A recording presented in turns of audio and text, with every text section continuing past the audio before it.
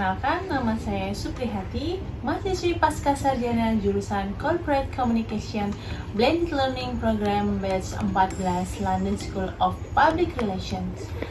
Pada video kali ini, saya akan membawakan presentasi penelitian saya yang berjudul Pelaksanaan Program Kelompok Usaha Bersama atau KB Tahap 2 Hidroponik dan Jahit oleh Human Initiative pada PT PLN Batubara.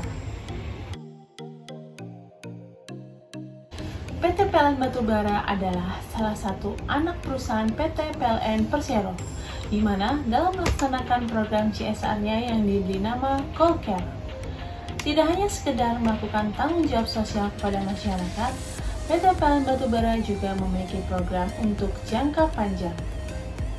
Sesuai dengan arahan Direktur Perencanaan PT PLN Persero dan Direktur Utama PT PLN Batubara, bahwa fokus utama pada program CallCare adalah untuk mengatasi pandemi COVID-19, serta turut berperan dan berkontribusi dalam penanganan dampak wabah virus corona seperti dampak kesehatan, dampak ekonomi, dampak pendidikan, dan dampak sosial.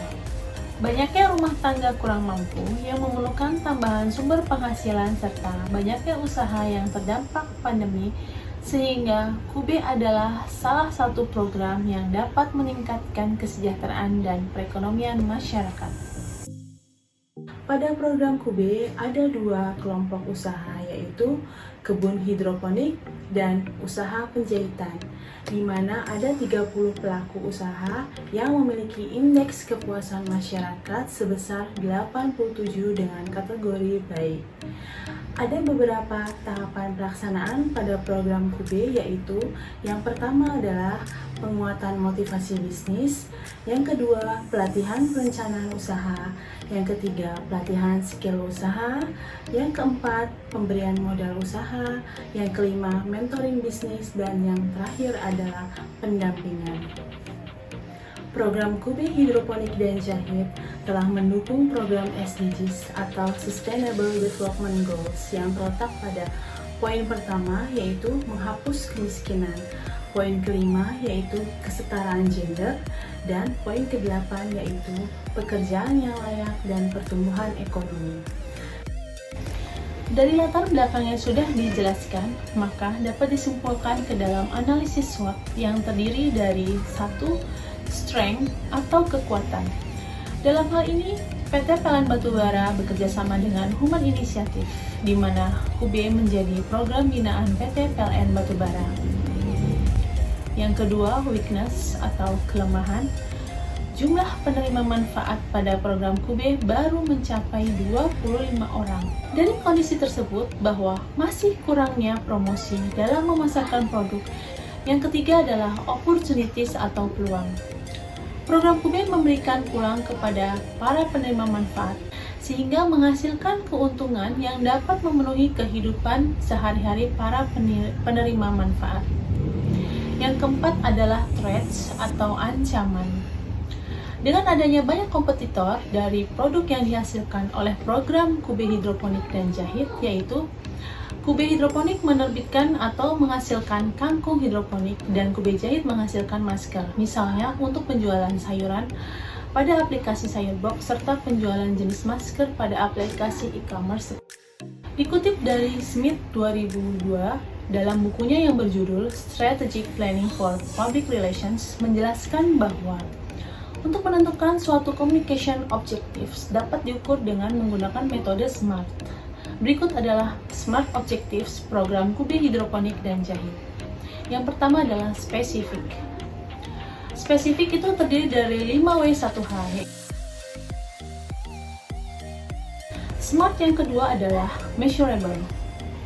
Penerima manfaat berjumlah 25 orang yang terdiri dari 13 orang hidroponik dan 12 orang jahit. Program KUB yang diberikan berupa pelatihan dan pendampingan terkait menyusun perencanaan usaha dan program kerja. SMART yang ketiga adalah achievable. Program ini tercapai 100% sesuai dengan timeline yang telah disetujui, sehingga komunikasi dengan penerima manfaat dapat terjalin. SMART selanjutnya adalah relevan. Keberhasilan program ini dapat mendukung tercapainya tujuan, yaitu tercapainya tujuan 8 dari pembangunan berkelanjutan, yakni pekerjaan layak dan pertumbuhan ekonomi melalui peningkatan kewirausahaan masyarakat. Yang terakhir dari SMART adalah time. Tujuan ini tercapai tepat waktu dengan cara melakukan perencanaan strategis dan menciptakan goals sesuai dengan logical framework program yang telah dibuat. Selanjutnya yaitu adalah strategi yang terdiri dari 3. Yang pertama adalah strategic direction. PT PLN Batubara menggunakan model komunikasi yaitu two-way symmetrical model karena perusahaan memiliki banyak sekali program CSR yang menjadi kebutuhan para stakeholders perusahaan. Dalam hal ini, PT PLN Batubara tidak hanya mementingkan kepentingan perusahaan, melainkan memahami kepentingan publik di mana pada masa pandemi COVID-19, banyak warga masyarakat di sekitar perusahaan yang membutuhkan bantuan. Oleh sebab itu, tidak hanya memiliki penghasilan akibat dampak pandemi COVID-19, maka PT PLN Batubara bekerja sama dengan Human Initiative. Program kerjasama ini memberikan dampak yang signifikan karena penerima manfaat dapat merasakan hasil yang telah diterima. Dalam mengidentifikasi strategic public, ada 3 key message yang digunakan dalam program Kube Hidroponik dan Jahit adalah yang pertama yaitu solusi peduli. Yang kedua adalah fokus program Kube. Kube berfokus pada pengembangan bisnis hidroponik dan jahit. Selanjutnya yang ketiga adalah potensi bisnis Kube. Upaya untuk menyejahterakan masyarakat dengan membentuk lingkungan bisnis yang berbasis potensi lokal. Selanjutnya, strategi yang ketiga adalah key stakeholders. Berikut adalah 3 key stakeholders dalam menentukan karakteristik utama yang digunakan pada program Kube Hidroponik dan Jahit. Yang pertama adalah perusahaan.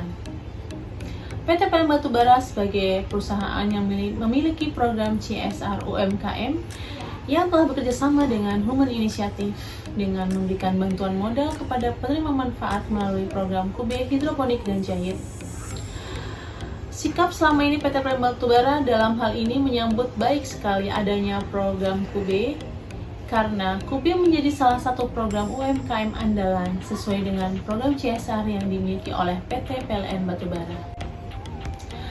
Dalam sambutannya yang disampaikan oleh Corporate Secretary PT PLN Batubara yaitu Ibu Vanina Andini pada saat launching program Kube ketika itu pada Kube tahap 1 yang diselenggarakan pada tanggal 11 November 2020 menjelaskan bahwa program CSR kali ini bukan pertama kalinya dan program tersebut telah mendukung program kolaborasi sosial berskala besar atau KSBB dari pemerintah Provinsi DKI Jakarta. Dan PT PLN Batubara menjadi salah satu kolaborator dalam program KSBB tersebut. Slide selanjutnya adalah action atau activities. Yang pertama adalah tactics. Campaign yang dilakukan oleh PT PLN Batubara dalam menginformasikan program Kube Hidroponik dan Jahit ialah melalui media sosial PT PLN Batubara dan media sosial Human Initiative, di mana campaign tersebut selain menginformasikan kepada publik, juga memasarkan program CSR UMKM PT PLN Batubara yang telah mendukung program KSBB pemerintah Provinsi DKI Jakarta. Selanjutnya, timeline. Yang pertama adalah persiapan pelaksanaan program Kube. Kedua, kegiatan pelatihan menjahit. Ketiga, pengujian kompetensi menjahit. Keempat, seminar cara mengelola usaha konveksi. 5. Kegiatan pendampingan Kube Jahit. Selanjutnya, yang keenam, serah terima bantuan modal Kube Jahit. Dan yang ketujuh, kegiatan pelatihan budidaya tanaman hidroponik. Yang kedelapan, seminar cara mengelola usaha sayuran hidroponik. 9. Kegiatan pendampingan Kube Hidroponik. Dan yang terakhir, yang ke-10 adalah serah terima bantuan modal Kube Hidroponik. Slide selanjutnya, saya ingin menjelaskan terkait contingency plan, yaitu planning yang dilakukan oleh PT PLN Batubara selain dengan metode media sosial. Yang pertama, melakukan penawaran dan negosiasi bisnis.